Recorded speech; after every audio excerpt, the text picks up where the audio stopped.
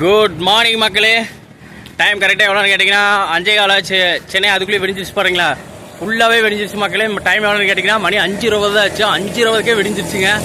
So north ஈஸ்டெல்லாம் பார்த்தீங்கன்னா வச்சுக்கலாங்க. North ஈஸ்டெல்லாம் பார்த்தீங்கன்னா முடியாதே கிட்டத்தட்ட பார்த்தீங்கன்னா உங்களுக்கு அதிகாலை எப்படி சொல்லுங்க 4 மணிக்கு போது பார்த்தீங்கன்னா எல்லாமே வெடிஞ்சிடும். 4:30 இந்த மாதிரி சமயத்தில் வெடிஞ்சிடும். ஆனால் இப்போ பாருங்கள் தமிழ்நாட்டிலேயே பாருங்கள் கிட்டத்தட்ட பார்த்தீங்கன்னா மணி 5 ஆச்சு, ஃபுல்லாகவே வெடிச்சு வந்துருச்சு. எனக்கே ஆச்சரியமாக இருக்கிறது. இப்போ எங்கே நான் போயிட்டு இருக்கேன்னு பார்க்குறீங்களா, டீ குடிக்க தான் போயிட்டு இருக்கேன். நான் டீ கடை ஏதாச்சும் இருக்குமா நினச்சேன். ஆனால் ஒரு டீ கடைங்கானா ஒன்றைங்கானா. இப்போ அதுக்கு தான் என்ன பண்ணலாமான்னு யோசிச்சுருந்தேன் நான்.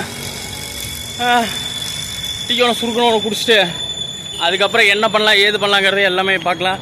ஸோ இன்றைக்கி ப்ரோக்ராம் நிறைய இருக்குது. ஸோ இன்றைக்கி ரீல்ஸ் எங்கே போய் எந்த ரீல்ஸ் போகலான்னு நினச்சிருந்தேன்.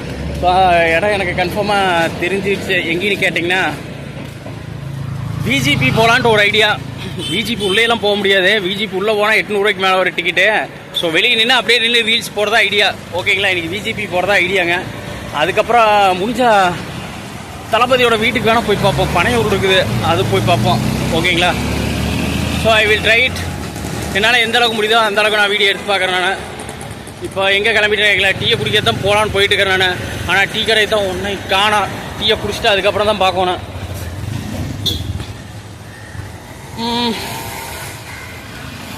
கரெக்டாக மணி 5:15 ஆச்சு. 5:15க்கே ஃபுல்லாக வெடிஞ்சிருச்சு. வெடிஞ்சுமே பார்த்தீங்கன்னா ஒரு டீ கடை காணோம், ஒன்றைங்கானா. இப்போ அதுதான் இப்போ எங்கே போயிட்டு இருக்கேன்னு பார்த்தீங்களா, இது நேர் நான் வந்து நடந்து போயிட்டே இருக்கிறேன் நான். ஸோ நடந்து போயிட்டு அதுக்கப்புறம் நான் பிளாக்கை கண்டினியூ பண்ணுறேன் நான். ஏன்னா